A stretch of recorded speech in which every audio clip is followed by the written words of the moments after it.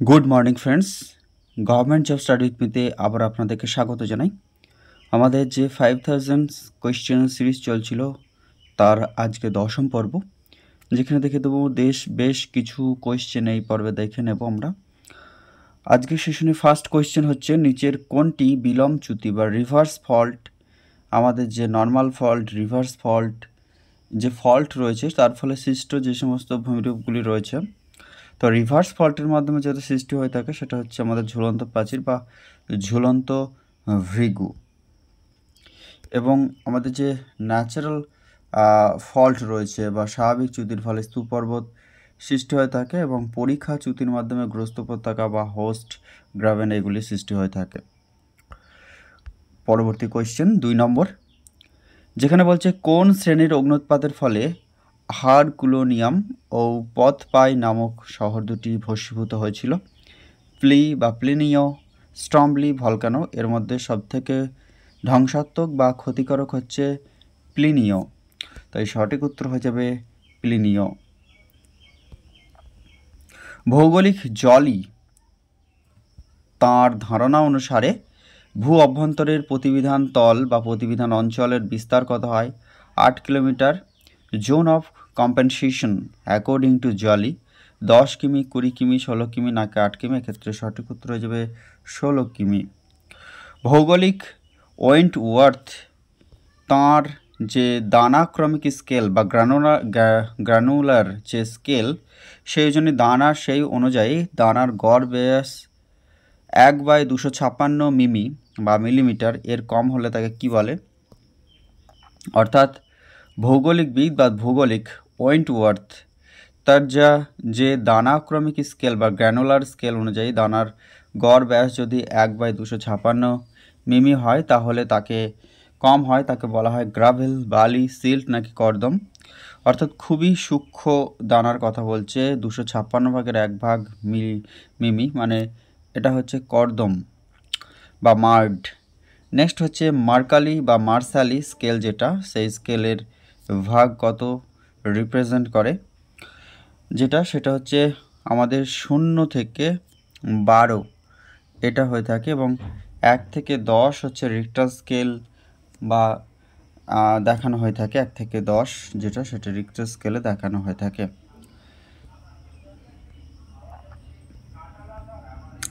Next কোয়েশ্চেনে চলে যাব। মহিষঞ্চরণ তত্ত্ব অনুযায়ী লরেশিয়া কোন মহাদেশের সৃষ্টি হয়নি? উত্তর আমেরিকা, এশিয়া, ইউরোপ এগুলি সব লরেশিয়া, যে মহিষঞ্চরণ তত্ত্ব অনুযায়ী লরেশিয়া অন্তর্গত, কিন্তু দক্ষিণ আমেরিকা সেটা হচ্ছে লরেশিয়া এর অন্তর্গত নয়। বিভিন্ন পর্বত রয়েছে এবং ভঙ্গিল পর্বত শ্রেণী: অ্যাপ্লেশিয়ান, আলতাই, হিমালয়, লরেন্টিয়ান, প্রিক্যাম্বিয়ান, হার্শিয়ানিয়ান নাকি ক্যালডোনিয়া, এগুলো রয়েছে। একদিকে রয়েছে বিভিন্ন ভঙ্গিল পর্বত শ্রেণী এবং তাদের কোন পর্বত এর অন্তর্গত সেগুলি, যেমন হচ্ছে হিমালয় পর্বত হচ্ছে টারশিয়ারি, তারপর হচ্ছে অ্যাপ্লেশিয়ান হচ্ছে সেটা হচ্ছে ক্যালিডোনিয়ান। তাহলে সে অনুযায়ী এ হবে 4 নম্বর এবং সি হবে 2 নম্বর। কোন অপশনে রয়েছে? এ 4 এবং সি হচ্ছে 2 নম্বর, অপশন ডি। তাহলে অ্যাপ্লেশিয়ান সেটা হচ্ছে ক্যালিডোনিয়ান, আলতাই হচ্ছে সেটা হচ্ছে হার্শিয়ানিয়াম, হিমালয় হচ্ছে টারশিয়ারি এবং লরেন্টিয়ান হচ্ছে প্রিক্যাম্বিয়ান।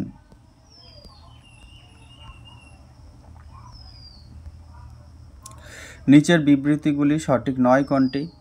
1 নম্বর বিবৃতি বলছে ভূতাত্ত্বিক কোবার তার ভঙ্গিল পর্বতের উৎপত্তি সংক্রান্ত মহীখাত তথ্য অনুসারে মহীখাতের 2টি প্রকার, যথা মায়োজিওসিনক্লাইন এবং ইওজিওসিনক্লাইন। এই ইনফরমেশনটা একদম ঠিক রয়েছে, অর্থাৎ কোবারের মতে ভঙ্গিল পর্বত উৎপত্তি সংক্রান্ত যে তথ্য রয়েছে সেইটা তিনি 2টি ভাগে ভাগ করেছেন সেই তত্ত্বকে বা থিওরিকে, সেটা হচ্ছে মায়োজিওসিনক্লাইন এবং ইওজিওসিনক্লাইন। 2 নম্বর বিবৃতি কি বলছে? যেখানে বলছে এই তথ্য অনুসারে, অর্থাৎ কোবারের তথ্য অনুসারে প্রথম পর্যায়ে মহীখাতের পার্শ্ববর্তী সুস্থিত ভূমিভাগকে মহীখাতের পার্শ্ববর্তী সুস্থিত ভূমিভাগকে ফোরল্যান্ড বা ক্র্যাটোজেন বলা হয়ে থাকে। হ্যাঁ, মহীখাতের পার্শ্ববর্তী সুস্থিত ভূভাগকে কোবারের মতে ফোরল্যান্ড এবং ক্র্যাটোজেন বলা হয়। এবং সিতে বলছে তার মত অনুসারে গতিশীল প্রান্তভাগ হলো ব্যাকল্যান্ড। এই ইনফরমেশনটি ভুল। এবং তার মত অনুসারে লিথোজেনেসিস, ওরোজেনেসিস ও গ্লিপ্টোজেনেসিস এই প্রক্রিয়ার মাধ্যমে ভঙ্গিল পর্বত সৃষ্টি হয়। এবং কোবারের মতে লিথোজেনেসিস, ওরোজেনেসিস এবং গ্লিপ্টোজেনেসিস প্রক্রিয়ার মাধ্যমে ভঙ্গিল পর্বত সৃষ্টি হয়। তাহলে কোবারের মতে ভূতাত্ত্বিক যে আমাদের যে মহীখাতের যেটা ভঙ্গিল পর্বতের উৎপত্তি সংক্রান্ত মহীখাত তথ্য অনুসারে মহীখাত হচ্ছে দুই প্রকার। একটা হচ্ছে মায়োজিওসিনক্লাইন এবং আরেকটা হচ্ছে ইউজিওসিনক্লাইন। এবং 2 নম্বর হচ্ছে তার তথ্য অনুসারে মহীখাত পর্যায়ের পার্শ্ববর্তী যে সুস্থিত ভূমিভাগকে ফোরল্যান্ড বা ক্র্যাটোজেন বলা হয়। এবং তার মত অনুসারে লিথোজেনেসিস, ওরোজেনেসিস ও গ্লিপ্টোজেনেসিস প্রক্রিয়ার মাধ্যমে ভঙ্গিল পর্বত সৃষ্টি হয়। অর্থাৎ এ, সি, ডি এগুলো ঠিক। তাহলে এ, বি, সি, ডি, এ, বি এবং ডি ঠিক। তাহলে সি হয়ে যাবে ক্ষেত্রে ভুল। অর্থাৎ অপশন সিতে রয়েছে সি বিবৃতি ইজ নট কারেক্ট বা নট রিলেটেড কোবারের থিওরি অনুযায়ী। নেক্সট হচ্ছে মহাদেশ বিচরণ তত্ত্ব। স্লাইডিং কন্টিনেন্ট থিওরির প্রবক্তাকে জেফ্রিজ, হোমস, জলি নাকি ড্যালি? এক্ষেত্রে মহাদেশ বিচরণ তত্ত্ব বা স্লাইডিং কন্টিনেন্ট থিওরির প্রবক্তা হলেন ড্যালি। অপশন ডি হয়ে যাবে ক্ষেত্রে সঠিক উত্তর। নেক্সট কোয়েশ্চেন আমরা চলে যাব। কে মহীভাবক ও গৃজনী আলোড়নকে একত্রে ডায়াস্ট্রোফিজম নামে অভিহিত করেছেন? কোবার, জি কে গিলবার্ট, চেম্বারলিন ও স্যালিসব্যারি নাকি জেফ্রিজ? এক্ষেত্রে সঠিক উত্তর হচ্ছে জি কে গিলবার্ট। তিনি কী করেছেন না ডায়াস্ট্রোফিজম এই ধারণাটা অভিহিত করেছেন মহীভাবক এবং গৃজনী আলোড়নকে একত্রে। নেক্সট হচ্ছে illustrations of the Huttonian theory of the earth এই বইটির লেখকে James Hutton, John Playfair, Vidal de la Blache Davis. কিন্তু সঠিক উত্তর হচ্ছে জন প্লেফেয়ার। এবং যে জিওমরফোলজি যে এসেই সেটা হচ্ছে উইলিয়াম মরিস ডেভিসের লেখা। নেক্সট হচ্ছে আমরা পরেরটা দেখে নেব 12 নম্বর প্রশ্ন। একটি গভীর লেগুন দ্বারা প্রধান ভূমি অথবা অন্তস্থ ভূমি থেকে আলাদা হয়ে প্রবাল প্রাচীর গঠিত হয় তাকে কি বলে? যখন লেগুন মানে সমুদ্র থেকে বিচ্ছিন্ন হয়ে যে গভীর হ্রদ তৈরি হয়ে থাকে তাকেই আমরা সাধারণত লেগুন বলি। যেমন হচ্ছে আমাদের উড়িষ্যাতে রয়েছে চিল্কা লেগুন একটি। তো সেই যে মূল সাগর বা মহাসাগরের মূল জলভাগ থেকে সামান্য বিচ্ছিন্ন হয়ে তারই নিকটস্থ স্থানে যে গভীর হ্রদ সেটা হচ্ছে লেগুন। যে গভীর লেগুন দ্বারা যখন প্রধান ভূমি এবং অন্তস্থ ভূমি অর্থাৎ যে সমস্ত আইল্যান্ড রয়েছে এবং স্থলভাগের প্রধান ভূমি একে আলাদা করা হয় যে প্রবাল প্রাচীর দ্বারা তাকে কি বলা হয়? অপশন তো হচ্ছে প্রান্তদেশীয় প্রবাল প্রাচীর, অ্যাটল প্রবাল প্রাচীর, বিচ্ছিন্ন প্রবাল প্রাচীর নাকি বেরিয়ার প্রবাল প্রাচীর? একেই বলা হয়ে থাকে বেরিয়ার প্রবাল প্রাচীর।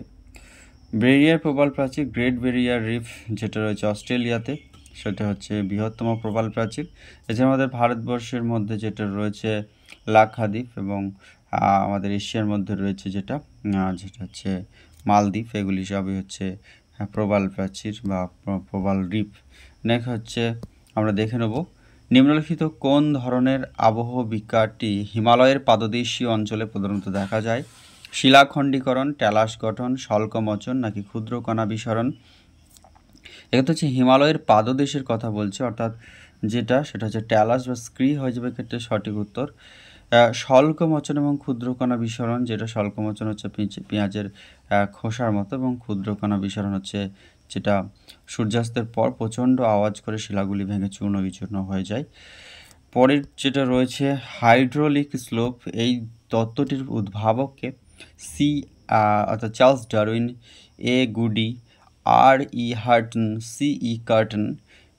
হাইড্রোলিক স্লোপের ধারণা দিয়েছেন আর ই হার্টনের হচ্ছে হাইড্রোলিক স্লোপ এই তত্ত্বটির উদ্ভাবক। দ্রবণ কার্যের ফলে পদার্থের অপসারণকে ক্ষয় বলা হয়। এটাকে কি বলে? দ্রবণ কার্যের ফলে অর্থাৎ সলিউশন যে প্রসেস রয়েছে বা দ্রবণ কার্যের ফলে পদার্থের যে অপসারণ হয়ে থাকে সেটাকে কি বলে? অ্যাট্রিশন, কোরোশন, নাকি কোরেশন, নাকি কোরোশন, নাকি সাবসিডেন্স, অর্থাৎ ঘর্ষণ, অবঘর্ষ, অবক্ষয়, নাকি অধঃপাত। এক্ষেত্রে দ্রবণ কার্যের ফলে পদার্থের অপসারণকে বলা হয় অবক্ষয় বা কোরোশন। নেক্সট হচ্ছে সমনত বা একনত ভূগঠন অঞ্চলে যে নদী নকশা গড়ে ওঠে তাকে কি বলে? বৃক্ষরূপী, কেন্দ্রবিমুখ, অঙ্গরীয়াকার, নাকি জাফরি রূপী। এক্ষেত্রে সঠিক উত্তর হয়ে যাবে জাফরি রূপী। যখন একনত ভাঁজ বা সমনত ভূগঠন অঞ্চলে যে বৈশিষ্ট্যযুক্ত নদী গড়ে ওঠে সেটা হচ্ছে জাফরি রূপী হয়ে যাবে এক্ষেত্রে সঠিক উত্তর। নেক্সট হচ্ছে একদিকে রয়েছে বিভিন্ন ভূমিরূপ এবং তার ক্ষয়কারী শক্তি, অর্থাৎ যে ধরনের শক্তি দ্বারা ওই ধরনের ভূমিরূপ বা ওর গঠিত হয়ে থাকে সেটা হচ্ছে মোনাডোনাক হচ্ছে নদীর ক্ষয়কার্যের ফলে সৃষ্টি হয়ে থাকে। অন্ধ উপত্যকা হচ্ছে যেটা ভৌমজল সমৃদ্ধ।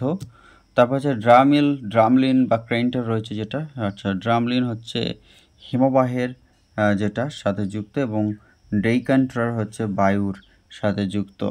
ড্রেইকান্টার হচ্ছে বায়ু, ড্রামলিন হিমবাহ, অন্ধ উপত্যকা ভৌমজল এবং মোনাডোনাক হচ্ছে নদী। নেক্সট পরবর্তী প্রশ্ন যেটা দেখে নেব আমরা, যেটা হচ্ছে আমাদের আচ্ছা আগের উত্তরটা হলো, এবার হচ্ছে 18 নম্বর প্রশ্ন, যেখানে বলছে কাস্ট ভূখণ্ডের সাধারণ এবং বিস্তৃত ভূমিভাগ হলো শৃঙ্খল। আচ্ছা, কাস্ট ভূখণ্ডের সাধারণ ও বিস্তৃত ভূমিভাগ যেটা সেটা হচ্ছে আচ্ছা সেটা হলো শৃঙ্খল। 2 নম্বর আর তার রিজন বলছে অ্যাসারসনে বললো কাস্ট ভূখণ্ডের সাধারণ বিস্তৃত ভূমিকা হলো শৃঙ্খল। আচ্ছা বিতে অ্যাসারসন পরে রিজনে বলছে ভূস্থানিকভাবে শৃঙ্খল হলো একটু নিচু গর্ত যার গভীরতা 1 মিটারের কম থেকে না। এক্ষেত্রে আমাদের যেটা রয়েছে অর্থাৎ অ্যাসারশন বা বিবৃতি বা স্টেটমেন্ট ঠিক রয়েছে, কিন্তু তার রিজন সাথে এটা মিল খায় না, এবং 2 নম্বর রিজনটাও সত্য নয়, তাই হয়ে যাবে option C is the correct answer. Next হচ্ছে মরুভূমির যে প্লায়া সেটাকে কেন্দ্র করে যে জল নির্গমন প্রণালী গড়ে ওঠে। অপশনটা বলছে কেন্দ্রমুখী, জাফরিরূপী, নাকি অঙ্গরীয়। এক্ষেত্রে কেন্দ্রমুখী হয়ে যাবে সেটা হচ্ছে আমাদের কেন্দ্রমুখী এই ধরনের, অর্থাৎ মরুভূমির যে প্লায়া মরুভূমি অঞ্চলের যে হ্রদ সেই হ্রদকে কেন্দ্র করে যে জল নির্গমন প্রণালী গড়ে ওঠে হচ্ছে সেন্ট্রিপিটাল অর্থাৎ কেন্দ্রমুখী। এই অপশন বি হয়ে যাবে ক্ষেত্রে সঠিক উত্তর। নেক্সট হচ্ছে 20 নম্বর কন্টিনিউয়াস ডাউন ওয়াস্টিং মডেল তত্ত্বের প্রবক্তা হলেন স্কুম, চোলে, হ্যাক, নাকি পেঙ্ক। এক্ষেত্রে জিটি হ্যাক হয়ে যাবে অ্যাবসলিউটলি কারেক্ট অ্যান্সার, যে কন্টিনিউয়াস ডাউন ওয়াস্টিং মডেল তত্ত্বের প্রবক্তা। নেক্সট হচ্ছে বায়ুমণ্ডলের কোন স্তরের সঙ্গে সৌর কলঙ্কের বা সোলার স্পটের সম্পর্ক রয়েছে? ই স্তর, স্পোরেডিক স্তর, F1 স্তর, নাকি F2 স্তর। এক্ষেত্রে হয়ে যাবে F2 স্তরের সাথে সম্পর্ক রয়েছে সৌর কলঙ্কের বা সোলার স্পটের। সাহারা মরুভূমিতে প্রবাহিত উষ্ণ স্থানীয় বায়ুকে কি বলে? হাব্বু, কারাবুরান, জুরান, নাকি হারমাটন বায়ুকে সেটাকে সাহারা মরুভূমিতে প্রবাহিত উষ্ণ স্থানীয় বায়ু বলা হয়ে থাকে। নিম্নলিখিত যে বিষয়টির সাথে মেরু সীমান্ত তত্ত্বটি সম্পর্কযুক্ত তাকে কি বলা হয়? বাণিজ্য বায়ুর প্রবাহপথের উৎপত্তি, ক্রান্তীয় ঘূর্ণবাতের উৎপত্তি, টর্নেডোর উৎপত্তি, নাকি জেট স্ট্রিমের উৎপত্তি। মেরু সীমান্ত তত্ত্বটি সম্পর্কযুক্ত সেটা হচ্ছে আমাদের জেট স্ট্রিমের উৎপত্তি। নেক্সট হচ্ছে নিম্নলিখিত কোন বিষয়টি ভারতীয় মহাদেশে মৌসুমী বায়ুর উৎপত্তির সাথে ব্যাপকভাবে সম্পর্কিত? অপশনতে বলছে এল নিনো ও এনসু যেটা সংক্রান্ত ঘটনাসমূহ। বিতে বলছে এটাই হয়ে যাবে অ্যাবসলিউটলি কারেক্ট অ্যান্সার, যেখানে এল নিনো যেটা এবং এনসু সংক্রান্ত ঘটনাসমূহ হয়ে যাবে এক্ষেত্রে সঠিক উত্তর। বাকি অপশনগুলি স্থানীয় আবহাওয়ার গোলযোগের জন্য মৌসুমি বায়ু যে উৎপত্তির সাথে, অর্থাৎ এই যে মৌসুমি বায়ুটা নিয়ন্ত্রিত হয়ে থাকে এল নিনোর দ্বারা। নেক্সট হচ্ছে মেরু জেট বায়ু সম্পর্কে নিম্নলিখিত কোন বিবৃতিটি সঠিক নয়? এটি গ্রীষ্মকালে উত্তর দিকে প্রবাহিত হয়ে থাকে, একদম সঠিক রয়েছে। তারপরে বিতে বলছে এটি শক্তি সঞ্চালন করে ভূপৃষ্ঠের প্রবল ঝঞ্ঝাজনিত সঞ্চালন থেকে, ঠিক রয়েছে। এটির অবস্থান মোটামুটিভাবে মেরু সীমান্তর সঙ্গে অনুরূপ হয়ে থাকে, অর্থাৎ এটি গ্রীষ্মকালে উত্তর দিকে প্রবাহিত হয় এবং ভূপৃষ্ঠে প্রবল ঝঞ্ঝাজনিত সঞ্চালন থেকে মেরু জেট বায়ু সংঘটিত হয়। এটির অবস্থান মোটামুটিভাবে মেরু সীমান্ত, আচ্ছা মেরু জেট বায়ু তাই মেরু সীমান্তর সঙ্গেই হয়ে থাকবে। এটা গ্রীষ্মকালে এই বায়ুর গতি বেশি, এই ইনফরমেশনটা মেরু জেট বায়ু সম্পর্কে সঠিক নয়।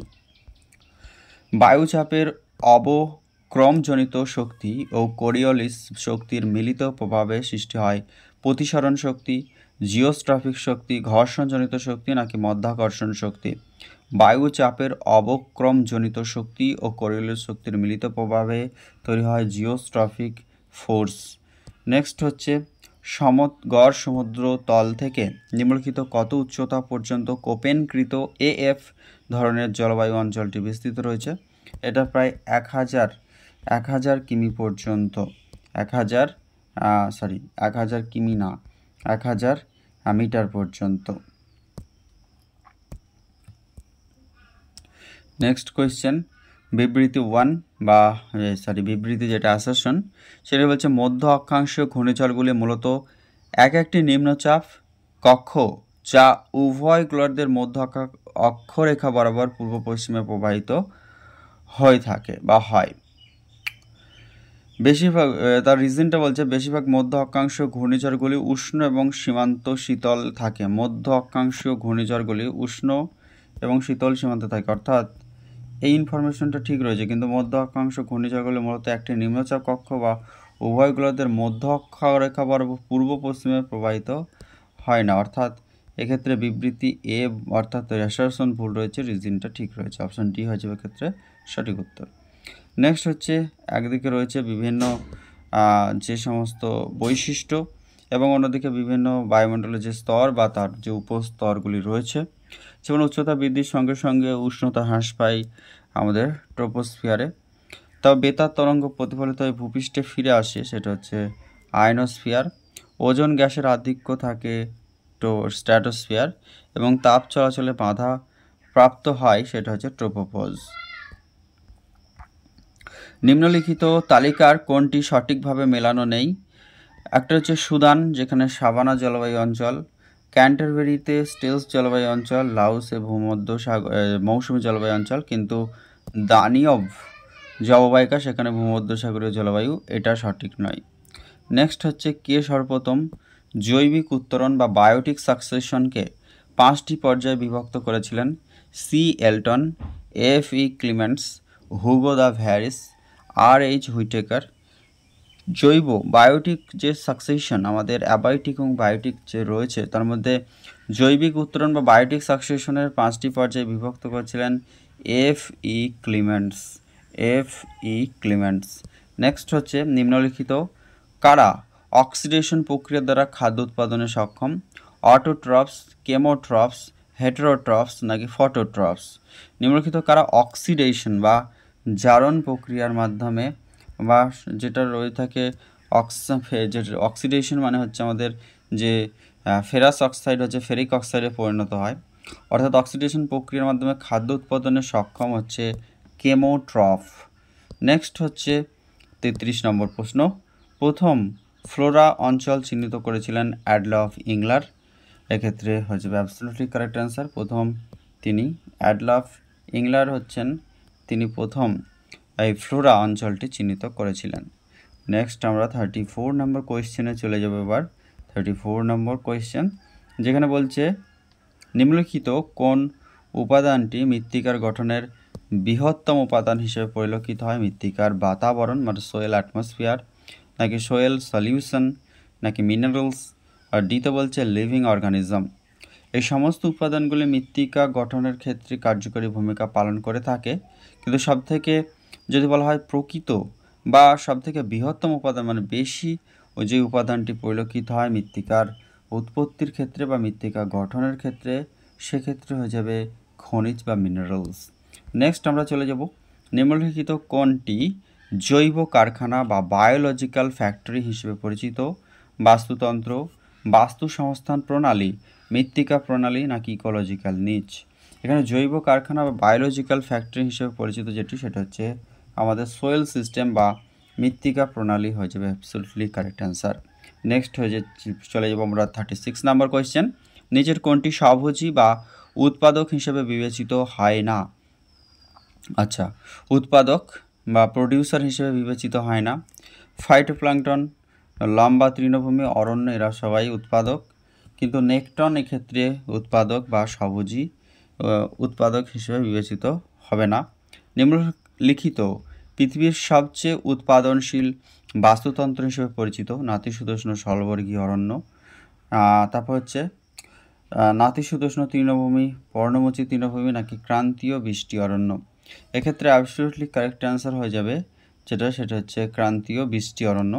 এখানে সবচেয়ে বেশি উৎপাদনশীলতা হয়ে থাকে, কারণটা হচ্ছে এখানে যে ইয়েটা রয়েছে মানে বৃষ্টিপাত এবং টেম্পারেচার উষ্ণতা সূর্যালোক, এই যে দুটো জিনিস সেটা অন্যান্য জলবায়ু অঞ্চলের থেকে সঠিকভাবে বা পরিমাণ মতো বা পর্যাপ্ত পরিমাণে এখানে কিন্তু রয়েছে, যার ফলে এই অঞ্চলে উদ্ভিদের বৃদ্ধি বা উদ্ভিদের জন্মানোর ক্ষেত্রে সবথেকে গুরুত্বপূর্ণ, যেটা পৃথিবীর সবচেয়ে উৎপাদনশীল বাস্তুতন্ত্র হিসাবে পরিচিত হয়েছে। নেক্সট 38 নম্বর, প্রজাতির ক্রমাগত রূপান্তর কন্টিনিউয়াস ট্রান্সফরমেশন অফ স্পেসিস এই ধারণাটি প্রদান করেছিলেন Georges Cuvier, J B. Lamarck, Charles Darwin, George Forster? এক্ষেত্রে সঠিক উত্তর হয়ে যাবে জে.বি. ল্যান্ডমার্ক। জে.বি. ল্যান্ডমার্ক হয়ে যাবে কন্টিনিউয়াস ট্রান্সফরমেশন অফ স্পেসিস এই ধারণাটি প্রদান করেছিলেন জে.বি. ল্যান্ডমার্ক।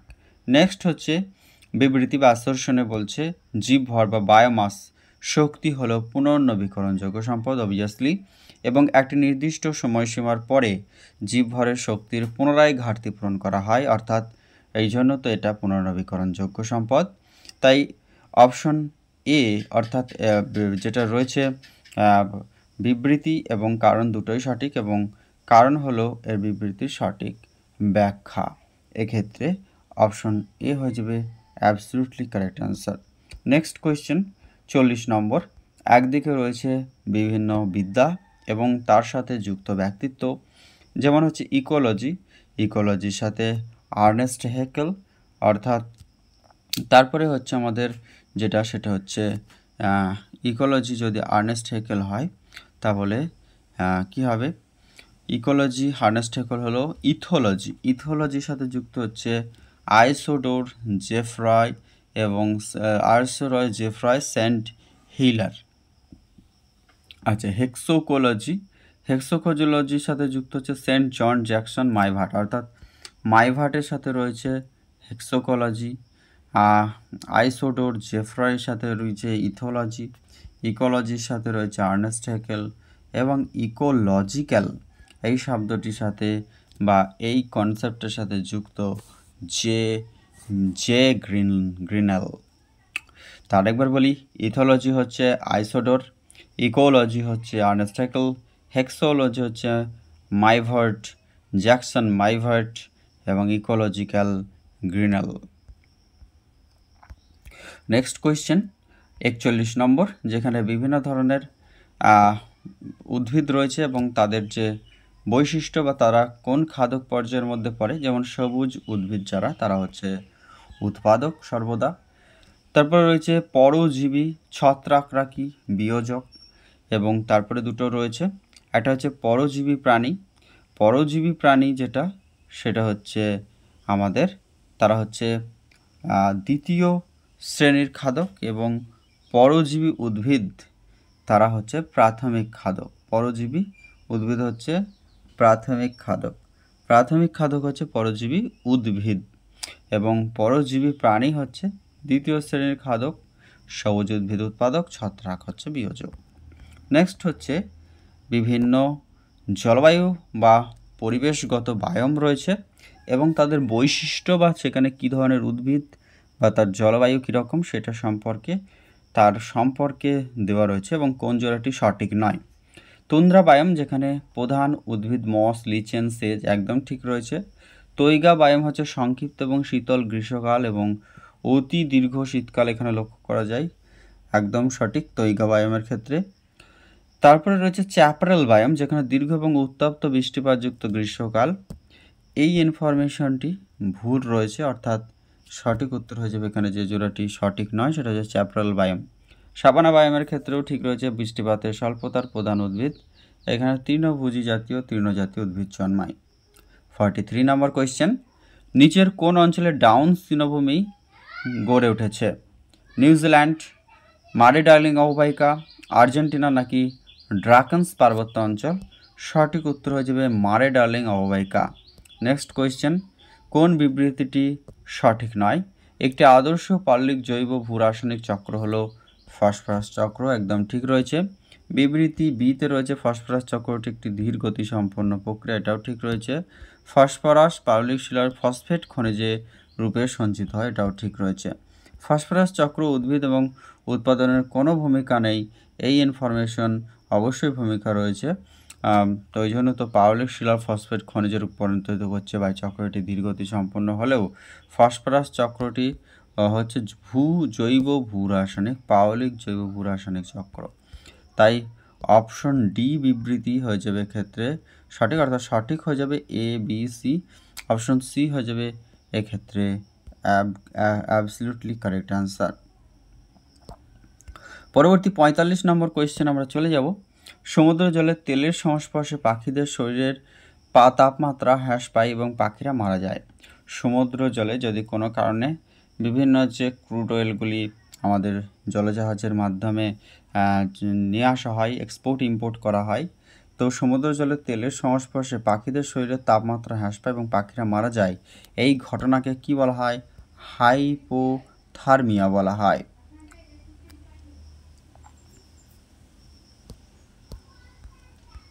কবে বিশ্ব ওজোন দিবস পালন করা হয়ে থাকে? 5ই জুলাই, 16ই সেপ্টেম্বর, 16ই অক্টোবর, 5ই আগস্ট। এক্ষেত্রে 16ই সেপ্টেম্বর হয়ে যাবে সঠিক উত্তর।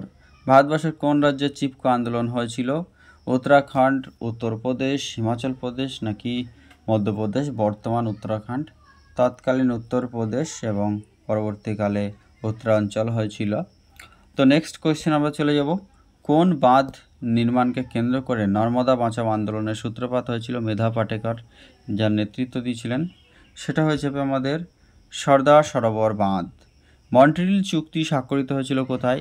মন্ট্রিল প্রোটোকল যেটা মন্ট্রিল সম্মেলন হয়েছিল কানাডাতে, যেটা কানাডার মন্ট্রিলে, কিন্তু মন্ট্রিল চুক্তি স্বাক্ষরিত হয়েছিল সুইজারল্যান্ডের জেনেভায় 1987 সালে। নেক্সট কোয়েশ্চেন আমরা চলে যাব ফ্রেন্ডস, যেখানে হচ্ছে 50 নম্বর কোয়েশ্চেন। নিচের কোনটি বায়ুবাহিত ব্যাকটেরিয়া ঘটিত রোগ? ইনফ্লুয়েঞ্জা ভাইরাস ঘটিত রোগ? এক্ষেত্রে হয়ে যাবে বায়ুবাহিত হচ্ছে ডিপথেরিয়া। নেক্সট কোয়েশ্চেন আমরা চলে যাব। যুক্তরাষ্ট্রীয় ধরন, ইউরোপীয় ধরন, মিশরীয় ধরন, মরুভূমি ও মহাদেশীয় ধরন। অন্যদিকে বিভিন্ন রকমের তার বৈশিষ্ট্য রয়েছে, যেমন যুক্তরাষ্ট্রীয় ধরন যেটা, সেটা হচ্ছে যুক্তরাষ্ট্রীয় ধরনের সাথে কি যাবে? ভবিষ্যৎ জনসংখ্যা, উচ্চ জনসংখ্যা ও সম্পদের অনুপাত কম যেটা রয়েছে। ইউরোপীয় ধরন কি রয়েছে? ইউরোপীয় ধরন হচ্ছে জনসংখ্যা এবং সম্পদের অনুপাত বেশি রয়েছে জনসংখ্যা নিরীক্ষে। মরুভূমি ও মেরুদেশীয় ধরন হচ্ছে ভবিষ্যৎ শক্তির উৎস, এখান থেকে হবে মেরু। আর মিশরীয় ধরন হচ্ছে প্রযুক্তিবিদ্যার সাথে যুক্ত। নেক্সট আমরা চলে যাব। কোনো বিদেশি নাগরিক যখন অন্য কোনো দেশে স্থায়ীভাবে, মানে পুরোপুরি স্থায়ীভাবে বসবাসের উদ্দেশ্যে চলে গেলে বা চলে এলে, আচ্ছা আসার কথা বলছে, গেলে না, কোনো দেশে পুরোপুরিভাবে চলে আসলে সে ধরনের পরিব্রাজন বা মাইগ্রেশনকে কি বলে? তাকে চলে আসলে ইমিগ্রেশন বা অভিবাসন বলে, এবং চলে গেলে সেটাকে বলা হয় এমিগ্রেশন বা প্রবাসন, পরিব্রাজন। প্রতিবেশী শহর বা নগর পারস্পরিক সম্প্রসারণের ফলে পরস্পরের সাথে যুক্ত হয়ে সৃষ্টি হয় পলিস, শহরতলি, পৌর বিক্ষেপণ নাকি পৌরপুঞ্জ বা কানারভেশন? এক্ষেত্রে হয়ে যাবে যখন পাশাপাশি বা পারস্পরিক সম্প্রসারণের ফলে পরস্পর যুক্ত হয়ে প্রতিবেশী শহর বা নগরগুলি পরস্পরের সাথে যুক্ত হয়ে তৈরি করে পৌরপুঞ্জ। কোন বিবৃতিটি সত্য সেটা নির্বাচন করার কথা বলছে। শহরের বিকাশের চূড়ান্ত পর্যায় হলো ইয়োলোপলিস। গোটা দেশ যখন নগরে পরিণত হয় তখন তাকে বলা হয় টাইরানোপলিস। গোটা সমগ্র বিশ্ব যখন নগরে পরিণত হবে তাকে ইকোমেনোপলিস বলে। এবং যেটা রয়েছে নগর বিবর্তনের শেষ পর্যায়ে হচ্ছে ন্যাক্রোপলিস। নগর বিবর্তনের শেষ পর্যায়ে হচ্ছে ন্যাক্রোপলিস। সমগ্র বিশ্ব যখন নগরে পরিণত হবে তাকে ইকোমেনোপলিস এবং শহরের বিকাশের চূড়ান্ত পর্যায়ে হচ্ছে ইওপলিস। এই তিনটি ইনফরমেশন ঠিক রয়েছে। নেক্সট, কোনো দেশের মোট জনসংখ্যা সম্পদের অনুপাতে গড়ে উঠলে তাকে অপটিমাম বা কাম্য জনসংখ্যা বলে। নেক্সট হচ্ছে 1981 সালের জনগণনা অনুযায়ী ভারতের কোনো পৌরবসতিকে শহর বলতে নিচের কোন বিবৃতিটি অসত্য হবে, অর্থাৎ সঠিক নয়। মোট জনসংখ্যা হবে 5,000 জন প্রতি বর্গ কিমিতে, এটা নয়। 5,000 জন হলেই হবে, প্রতি বর্গ কিমিতে হতে হবে এরকম কোনো বিষয় নেই। 75% মানুষ অকৃষিকাজের সাথে নিযুক্ত হতে হবে অবশ্যই। জনঘনত্ব 400 জন প্রতি বর্গ কিমিতে হতে হবে, এটাও ঠিক রয়েছে।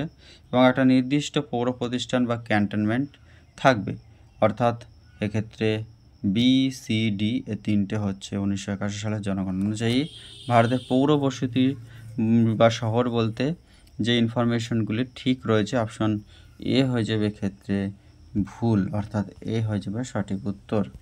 নেক্সট কোয়েশ্চেনে আমরা চলে যাব, যেখানে কি বলছে প্রদত্ত বিবৃতিগুলি থেকে কোন জনজাতি সম্পর্কে জানা যায়। কি বলছে, যেখানে বলছে প্রথমে উত্তর পশ্চিম ভারতে বসতি স্থাপন করেন, উত্তর পশ্চিম ভারতে বসতি স্থাপন করেন।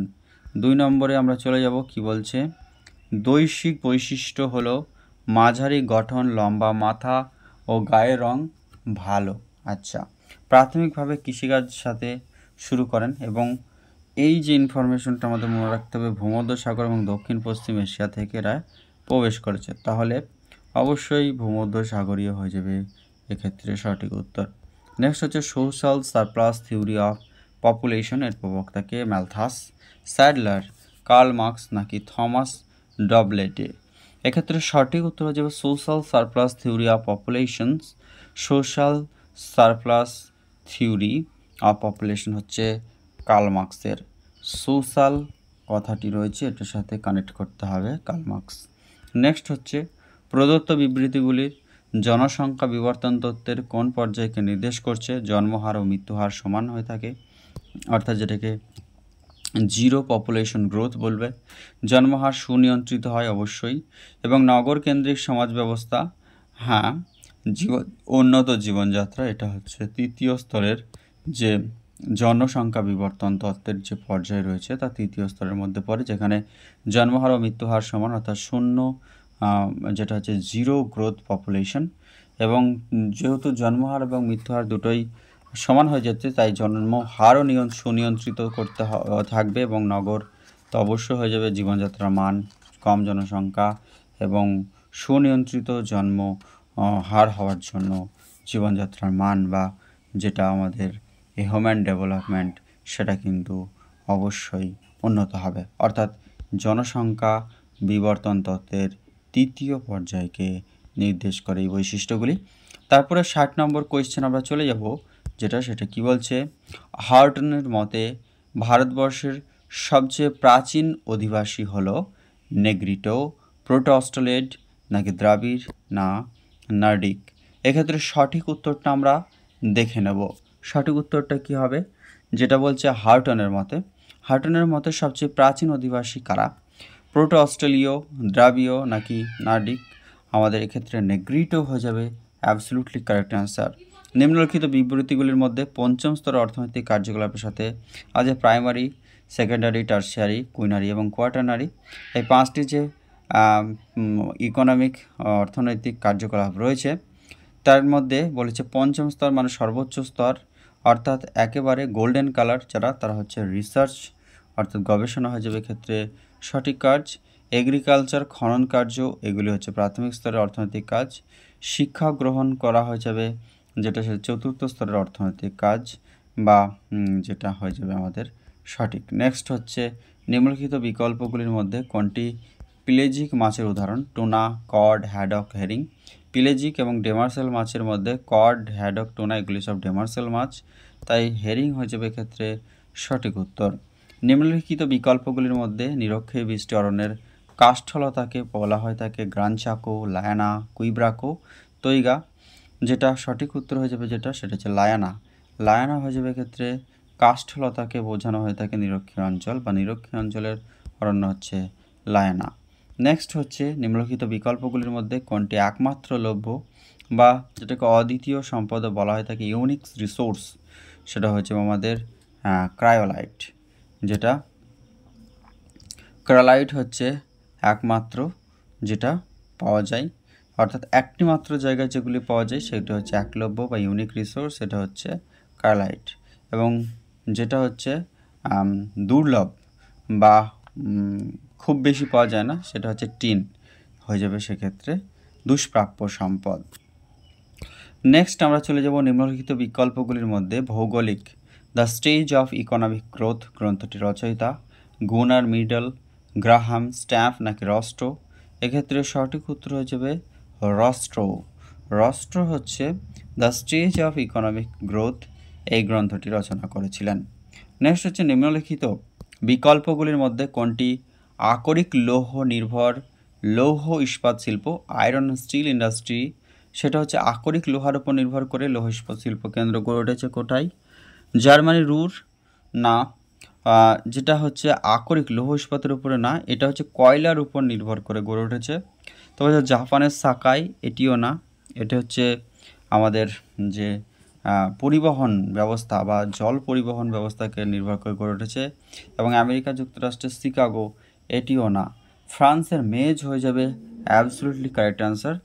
যেই লৌহ ইস্পাত আয়রন স্টিল শিল্পাঞ্চলটি আকরিক লোহার উপর নির্ভর করে গড়ে উঠেছে। আমাদের যেমন বাইলাডিলা যেটা লোহা আকরিক বা লৌহ ইস্পাত যে অঞ্চল সেটার উপর নির্ভর করে যেটা আমাদের ভিলাই লৌহ ইস্পাত কারখানা গড়ে উঠেছে। নেক্সট হচ্ছে ছত্তিশগড়ে বিবৃতি 1985 সালের 8ই December South Asian Association for Regional Cooperation অর্থাৎ সার্ক, এই সার্কের হেডকোয়ার্টার রয়েছে নেপালের কাঠমান্ডুতে। South Asian Association for Regional Cooperation এটা 1985 সালের 8ই ডিসেম্বর তৈরি হয়েছিল, একদম সঠিক ইনফরমেশন। এবং তার অ্যাসারশন হিসাবে কি রয়েছে? অ্যাসারশন তো এটা রয়েছে এর রিজন হিসাবে দক্ষিণ এশিয়ার 8টি দেশ এর মধ্যে অর্থনৈতিক, বাণিজ্যিক এবং সাংস্কৃতিক সহযোগিতার জন্য south Asian Association for Regional cooperation 1985 সালে যেটা এস্টাবলিশড হয়েছিল। এই 8টি দেশ হচ্ছে বাংলাদেশ, নেপাল, ভুটান, ভারত এবং তারপরে রয়েছে আমাদের পাকিস্তান, রয়েছে নেপাল, ভুটান, বাংলাদেশ, যেটা রয়েছে এদিকে শ্রীলঙ্কা এবং যেটা মায়ানমার এবং তার সাথে রয়েছে আফগানিস্তান। নেক্সট হচ্ছে বিবৃতি 1 এবং বিবৃতি যে রয়েছে আচ্ছা আগের কোয়েশ্চেনটাই সেটা হচ্ছে সঠিক হয়ে যাবে ক্ষেত্রে যে অ্যাসারশন এবং রিজন দুটোই সঠিক এবং এর ব্যাখ্যাও সঠিক। পরবর্তী কোয়েশ্চেন চলে যাব 68, যেখানে বিদ্যুৎ প্রকল্প রয়েছে এবং তার দেশগুলি অবস্থান। গুড়ি ড্যাম যেটা রয়েছে সেটা গুড়ি ড্যাম রয়েছে, থ্রি গর্জেস ড্যাম রয়েছে। গুড়ি ড্যাম ভেনেজুয়েলাতে অবস্থিত। থ্রি গর্জেস ড্যাম রয়েছে আচ্ছা কপিলি রয়েছে ভারতবর্ষে। থ্রি গর্জেস ড্যাম যেটা রয়েছে থ্রি গর্জেস ড্যাম ব্রাজিল ও প্যারাগুয়ে। ইটাইপু এটা রয়েছে চায়নাতে এবং থ্রি গর্জেস ড্যাম রয়েছে সেটা রয়েছে আমাদের ব্রাজিল ও প্যারাগুয়ে।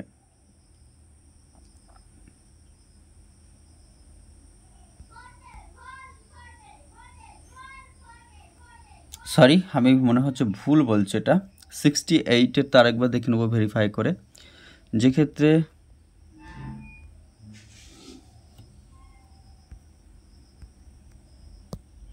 গুড়ি ড্যাম রয়েছে ভেনেজুয়েলা, এবং 3 গর্জেস ড্যাম রয়েছে চায়নাতে, কপিলি ড্যাম রয়েছে সেটা হচ্ছে ভারতে, এবং ইটাইপু রয়েছে ব্রাজিল ও প্যারাগুয়ে।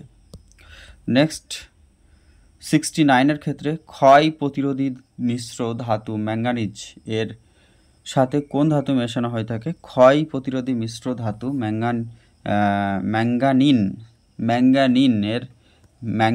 ম্যাঙ্গানিজের সাথে যে ধাতু মেশানো হয় সেটা হচ্ছে ম্যাঙ্গানিজের সাথে যেটা মেশানো হয় সেটা হচ্ছে নিকেল।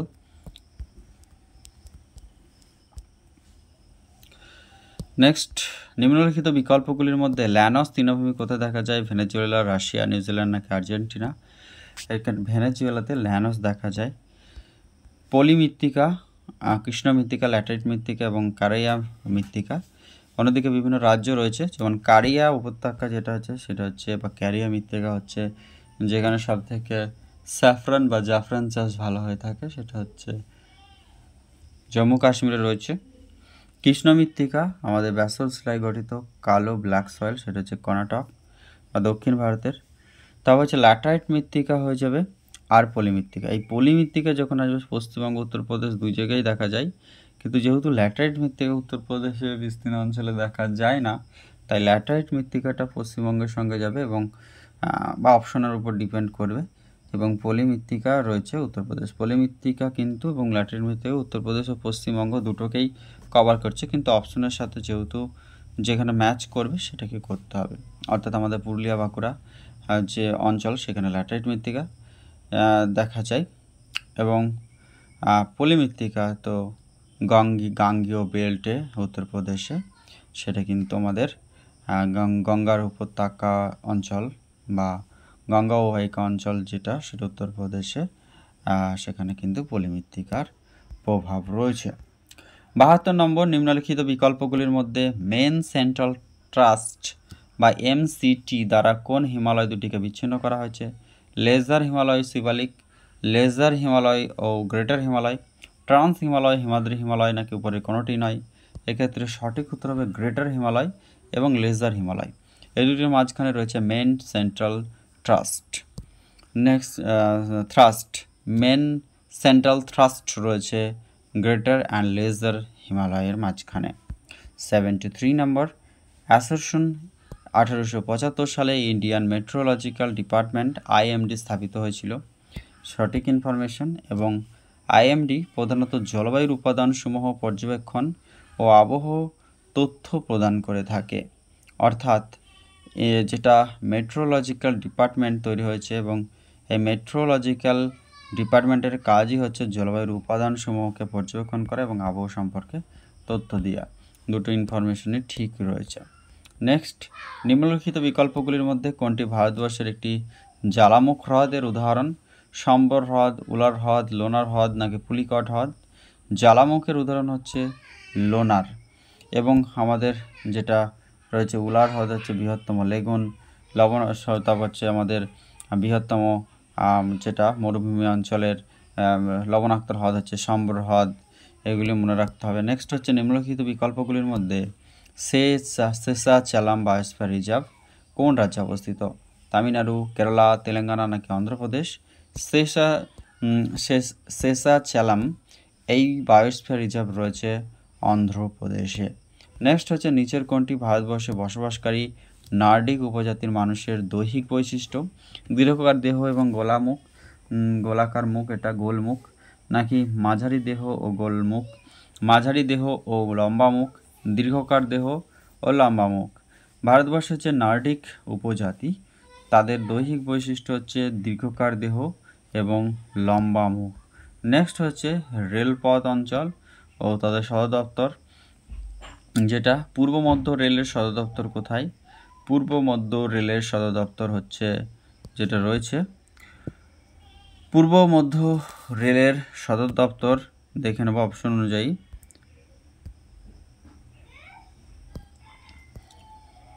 আচ্ছা, পূর্ব মধ্য রেলের সদর দপ্তর হচ্ছে হাজিপুর, অর্থাৎ 1A হচ্ছে 3। তারপরে বলছে উত্তর পূর্ব সীমান্ত রেলওয়ে, যেটার হেডকোয়ার্টার রয়েছে, আর পশ্চিম রেল রয়েছে মুম্বাই। উত্তর পূর্ব সীমান্ত রেলওয়ের রয়েছে যেটা হচ্ছে মালিগাঁও ও দক্ষিণ উপকূল রেলওয়ে হচ্ছে বিশাখাপত্তনম। 2011 সালের আদমশ অনুযায়ী ভারতের সর্বাধিক জনঘনত্বযুক্ত রাজ্য বা কেন্দ্রশাসিত অঞ্চলগুলির অধক্রম অনুসারে সাজানোর কথা বলছে, অর্থাৎ বড় থেকে ছোটোর দিকে বা জনঘনত্বের নিরিখে বেশি ঘনত্ব থেকে কম ঘনত্বের দিকে কথা বলছে। কেরালা, দাদরা নাগার হাভেলি, ঝাড়খণ্ড, কেরালা, মিজোরাম, দাদরা নাগার হাভেলি, নাকি কেরালা, দাদরা নাগার হাভেলি, ঝাড়খণ্ড, মিজোরাম, দাদরা নাগার হাভেলি, ঝাড়খণ্ড, কেরালা, মিজোরাম, নাকি কেরালা, ঝাড়খণ্ড, মিজোরাম, দাদরা নাগার হাভেলি। এক্ষেত্রে কেরালা ফার্স্ট চলে আসবে এবং দাদরা নগর হাভেলি, তারপরে ঝাড়খণ্ড, তারপরে মিজোরাম। এটা হচ্ছে অধক্রম অনুযায়ী ঘনত্ব ছিল 2011 সেন্সাস অনুযায়ী, যেটা ছিল কেরালা, দাদরা নগর হাভেলি, তারপর ঝাড়খণ্ড, তারপর মিজোরাম। নেক্সট হচ্ছে কোন রাজ্যে অঙ্গামী উপজাতি সম্প্রদায় মানুষ বসবাস করে, নাগাল্যান্ড নাকি মণিপুর? এক্ষেত্রে সঠিক উত্তর হয়ে যাবে মণিপুর। অপশন বি হয়ে যাবে এক্ষেত্রে absolutely correct answer. Next question, 80 নম্বর কোয়েশ্চেন আমরা চলে যাব। কোন নদীর উপর ভূপেন হাজারিকা সেতু নির্মিত হচ্ছে? আসামে যে লোহিত যে নদী রয়েছে আমাদের, সেখানে কিন্তু এর উপরে ভূপেন হাজারিকা সেতু নির্মিত হয়েছে। নেক্সট হচ্ছে নিম্নলিখিত বিকল্পগুলির মধ্যে বর্ণালীর প্রতি মানুষের চোখে স্পর্শকাতরতা কত মাইক্রোমিটারের মধ্যে সীমাবদ্ধ থাকে? 0.7 থেকে 13, 0.4 থেকে 0.7, 1.3 থেকে 3.0, 3.0-র বেশি। এক্ষেত্রে সঠিক উত্তর হয়ে যাবে যে বর্ণালীর প্রতি মানুষের চোখের স্পর্শকাতরতা যত মাইক্রোমিটারের মধ্যে সীমাবদ্ধ থাকে সেটা হচ্ছে 0.4 থেকে 0.7 মাইক্রোমিটার হচ্ছে সঠিক উত্তর। 82 নম্বর কোয়েশ্চেন আমরা চলে যাব, যেখানে বলছে কোনো ভৌগোলিক উপাদানকে বিন্দু বা পয়েন্ট, রেখা, লাইন এবং ক্ষেত্র বা পলিগন এর মাধ্যমে উপস্থাপন করা যায় তাকে কি বলে? যখন পয়েন্ট, লাইন এবং পলিগন এই তিনটের মাধ্যমে উপস্থাপন করা হয়, অপশানে তো হচ্ছে vector data structure, raster data structure, TIN data structure, নাকি কোনোটি নয়। সঠিক উত্তর হয়ে যাবে ভেক্টর ডাটা স্ট্রাকচার। এর মাধ্যমে ভৌগোলিক উপাদানকে বিন্দু, রেখা এবং ক্ষেত্র এর মাধ্যমে উপস্থাপন করা যায় ভেক্টর ডাটা স্ট্রাকচারের মাধ্যমে। নেক্সট হচ্ছে নিম্নলিখিত বিকল্পগুলির মধ্যে কোন ভৌগোলিক প্রথম প্রতিগমন বা রিগ্রেশনের ধারণা দিয়েছিলেন? ভন বেইলিফেল্ড, এস জেভস, Karl Pearson, sir Francis Galton. এক্ষেত্রে সঠিক উত্তর হয়ে যাবে গিল্টন। 83 নম্বর কোয়েশ্চেনের সঠিক উত্তর হয়ে যাবে স্যার ফ্রান্সিস গিল্টন। তিনি ভৌগোলিক হিসাবে প্রথম তিনি প্রতিগমন বা রিগ্রেশন, এই রিগ্রেশন বা প্রতিগমনের ধারণা দিয়েছিলেন গিল্টন। নেক্সট কোয়েশ্চেন 84 নম্বর কোয়েশ্চেনে চলে যাব। ত্রিমাত্রিক চিত্র বা 3 ডাইমেনশনাল ডায়াগ্রামের উদাহরণ হলো বৃত্ত, স্তম্ভচিত্র, ঘনক নাকি রৈখিক স্কেল? এক্ষেত্রে আমাদের কিউব বা ঘনক হয়ে যাবে 3 ডাইমেনশনাল ডায়াগ্রাম। ভার্নিয়ার স্থিরাঙ্ক নির্ণয় করা হয় D/N আকারে। অপশন বি হয়ে যাবে ক্ষেত্রে absolutely correct answer. Next question, নিম্নলিখিত বিকল্পগুলির মধ্যে স্ট্যান্ডার্ড FCC এতে উদ্ভিদের কী রং দেখানো হয়ে থাকে? সবুজ, হলুদ, ঘন নীল নাকি লাল? এক্ষেত্রে সঠিক উত্তর হয়ে যাবে FCC চিত্রে উদ্ভিদকে, স্ট্যান্ডার্ড FCCতে যে চিত্র, যেটা স্যাটেলাইট চিত্র, তার মাধ্যমে উদ্ভিদকে লাল রং দেখানো হয়ে থাকে। নেক্সট আমরা চলে যাব পজিটিভ স্কিউনেস এর ক্ষেত্রে মিন, মিডিয়ান এবং মোড যে সম্পর্ক সেটা হচ্ছে মিন, তারপরে হচ্ছে লেস দ্যান মিডিয়ান, তারপরে হচ্ছে আমাদের মোড, এইভাবে কিন্তু থাকে। নেক্সট হচ্ছে সঠিকভাবে মিলানোর কথা বলছে, তড়িৎ চুম্বকে মিন, মিডিয়ান, মোড হিসাবে থাকে। আচ্ছা, আগের কোয়েশ্চেনটা মিন, মিডিয়ান, মোড। নেক্সট হয়ে যাবে তড়িৎচুম্বকীয় যে বর্ণালী তরঙ্গদৈর্ঘ্য একদিকে রয়েছে, লাল বর্ণালীর ক্ষেত্রে যেটা হয়ে থাকে সেটা হচ্ছে লাল বর্ণালী রয়েছে, নীল বর্ণালী রয়েছে, নেয়ার ইনফ্রারেড রয়েছে আর থার্মাল ইনফ্রারেড রয়েছে। এই চারটে জিনিস রয়েছে এবং তাদের যে ওয়েভলেন্থ বা তরঙ্গ দৈর্ঘ্য সেগুলি রয়েছে।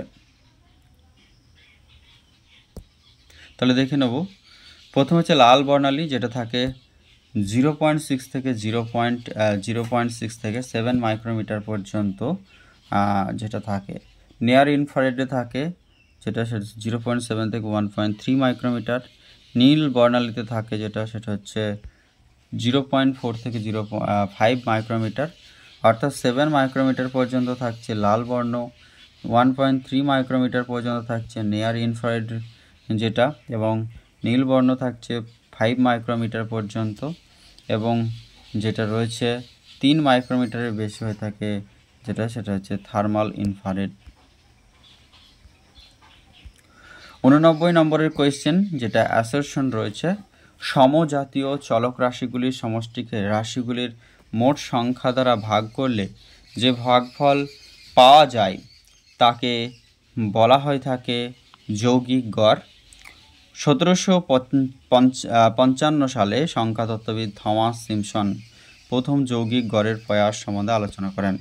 অর্থাৎ বিবৃতি এবং কারণ আমরা যেগুলো উত্তর দেখে নেব।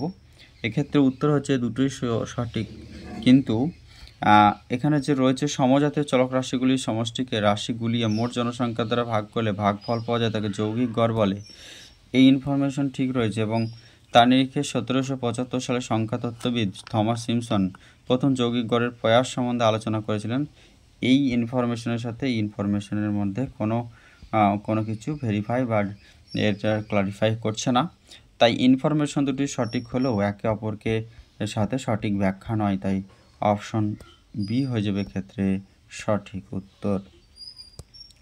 নেক্সট কোয়েশ্চেন আমরা 90 নম্বরে চলে যাব, যেখানে বলছে নিম্নলিখিত বিকল্পগুলির মধ্যে কোন ভৌগোলিক সমক্ষেত্র ফল বিশিষ্ট বেলুন অভিক্ষেপ সিলিন্ডার ইকুয়াল এরিয়া প্রজেকশন প্রবর্তন করেছিলেন?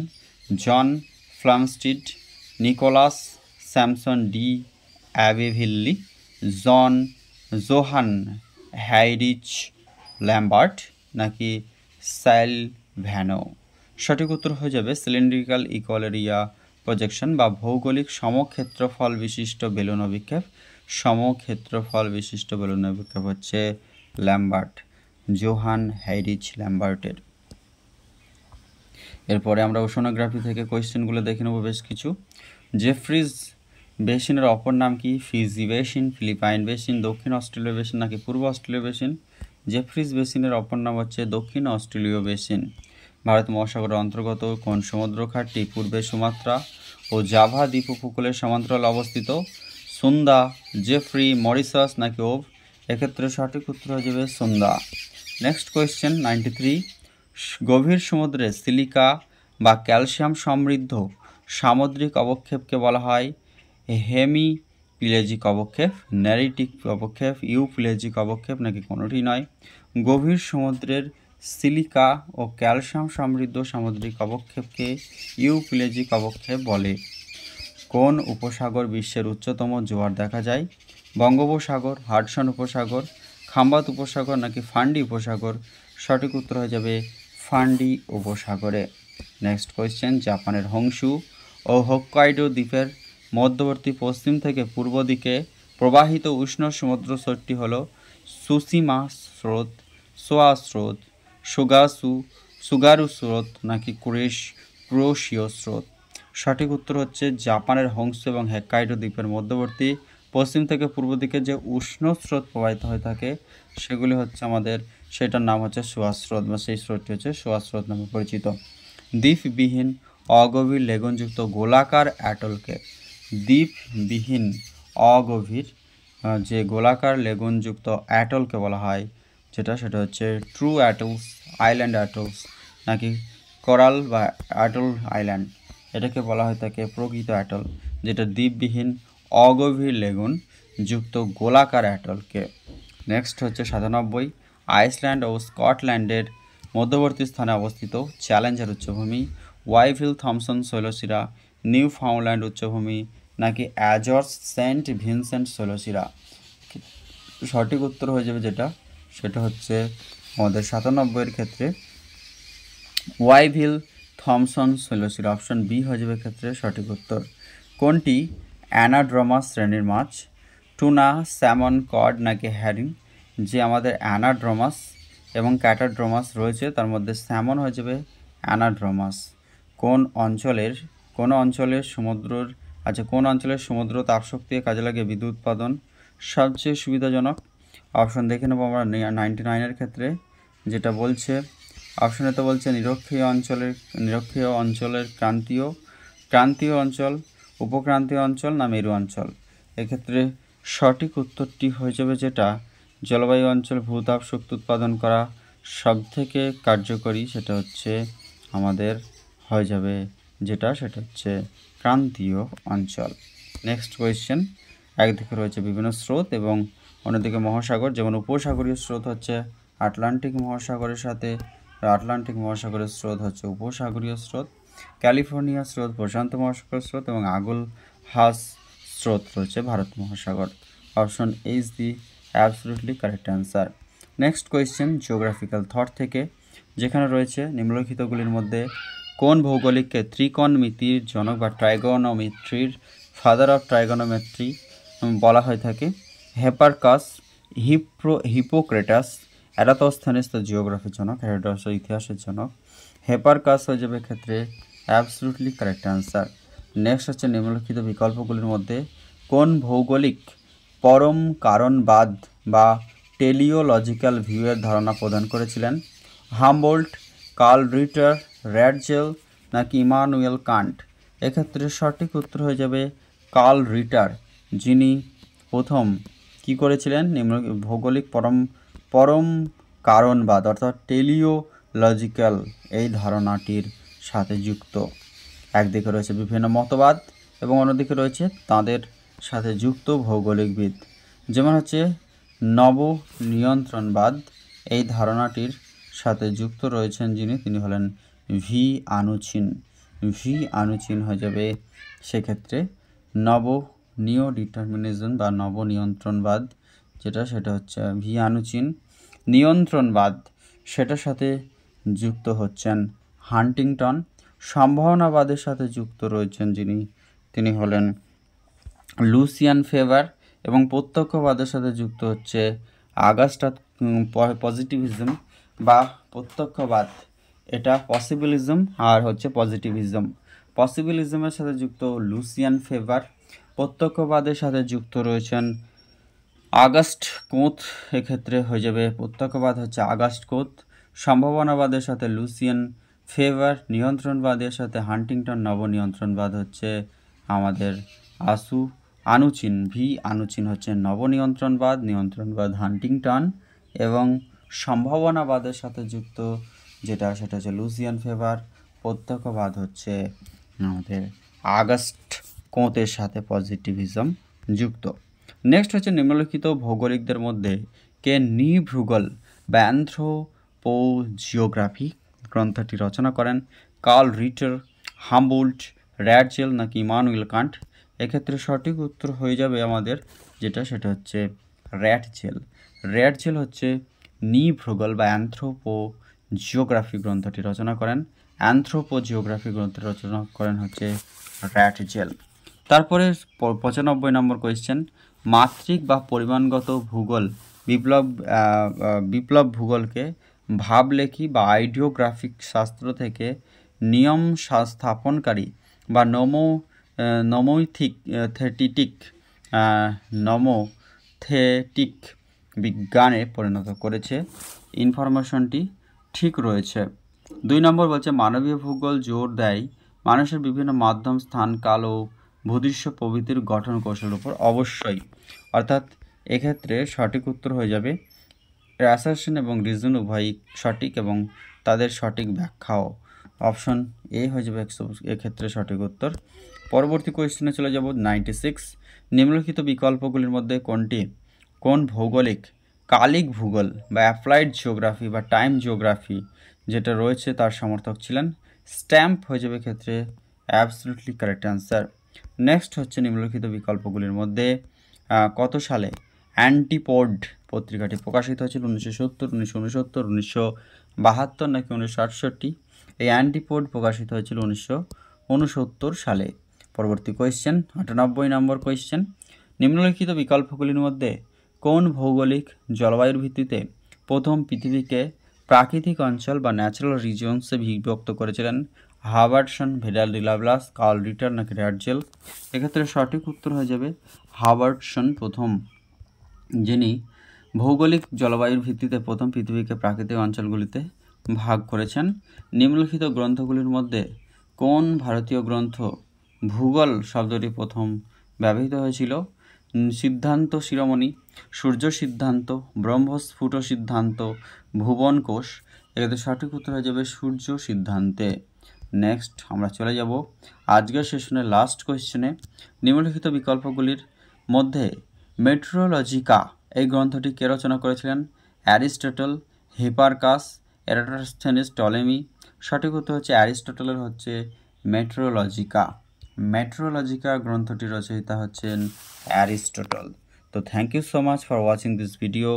সবাইকে আবারও একবার অসংখ্য ধন্যবাদ ক্লাসটি শেষ পর্যন্ত দেখার জন্য।